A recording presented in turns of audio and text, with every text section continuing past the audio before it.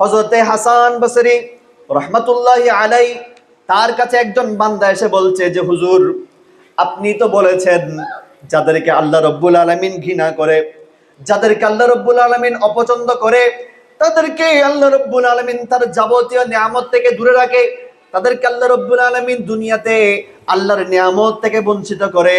কিন্তু আমাকে দেখেন, আমি আল্লাহর ইবাদত করি না, আমি নামাজ পড়ি না, আমি রোজা রাখি না, আমি আল্লাহর পথে মতে নবীর পথে মতে চলি না, কিন্তু আমার সম্পদের কোনো অভাব নাই, আমার ধন দৌলতের কোনো অভাব নাই, আমার সুন্দর স্ত্রীর অভাব নাই, আমার আদরের সন্তানের অভাব নাই, আমার তো আল্লাহর নিয়ামতের কোনো অভাব নাই। আল্লাহ রাব্বুল আলামিন আমাকে ধন দৌলত দিয়ে পরিপূর্ণ করে দিয়েছেন। সুবহানাল্লাহ। ধন দৌলতই আল্লাহর নিয়ামত, না? এই না তো আল্লাহর নিয়ামত। হাসান বসরিকে ওই বান্দা বলছে যে হুজুর, আপনি তো বলেছেন যাকে আল্লাহ ঘৃণা করে তাকে আল্লাহ রাব্বুল আলামিন যাবতীয় নিয়ামত থেকে বঞ্চিত রাখে, কিন্তু দেখেন আমি তো আল্লাহর ইবাদত করি না, আল্লাহকে ডাকি না, আল্লাহ আমাকে ঘৃণা করার কথা, আল্লাহ আমাকে নিয়ামত না দেওয়ার কথা, কিন্তু আমার তো নিয়ামতের কোনো অভাব নাই। সুবহানাল্লাহ। তখন হাসান বসরি রাদিয়াল্লাহু তাআলা আনহু বলছেন, ও আল্লাহর বান্দা, শোনো শোনো, আল্লাহ রাব্বুল আলামিন দুনিয়াতে যে নিয়ামতগুলো দিয়েছেন এগুলোও নিয়ামত, কিন্তু আল্লাহর জমিনে সর্বশ্রেষ্ঠ নিয়ামত এটা হচ্ছে আল্লাহর ইবাদত। আল্লাহর ইবাদত দুনিয়াতে যদি কেউ আল্লাহর ইবাদত করতে না পারে, ওই বান্দার হাজার লক্ষ কোটি নিয়ামত থাকলেও ওই নিয়ামত কোনোদিন শ্রেষ্ঠ নিয়ামত হতে পারে না। সুবহানাল্লাহ। ওই নিয়ামত কোনোদিন শ্রেষ্ঠ নিয়ামত হতে। একটা উদাহরণ দিয়ে আমি আলোচনা শেষ করব।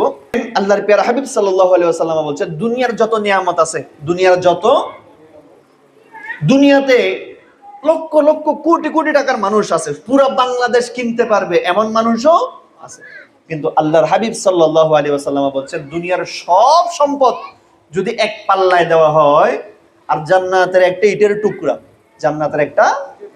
টুকরাকে যদি আরেক পাল্লায় দেওয়া হয়, দুনিয়ার যত স্বর্ণ রূপা হীরা জহরত মণি মুক্তা ধন দৌলত গাড়ি বাড়ি বিল্ডিং সবকিছু এক পাল্লায় রাখলেও জান্নাতের একটা ইটের সমান হবে। তাহলে আবার বুঝেন আল্লাহর সবচেয়ে বড় নিয়ামত কোনটা? যেই নিয়ামত দিয়ে আপনি জান্নাতে যাইতে পারবেন, যে ইবাদত দিয়ে আপনি জান্নাতের নিয়ামত কামাই করতে পারবেন, ওটাই হচ্ছে আল্লাহর সবথেকে বড় নিয়ামত। সুবহানাল্লাহ। এই টাকা পয়সা ধন দৌলত এগুলো আসল নিয়ামত।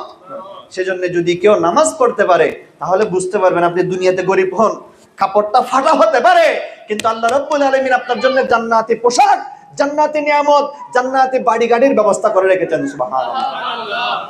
দুনিয়ার ধন দৌলতের মুহতাজ আমরা নই, দিলে আলহামদুলিল্লাহ, না পেলেও আলহামদুলিল্লাহ। সুবহানাল্লাহ।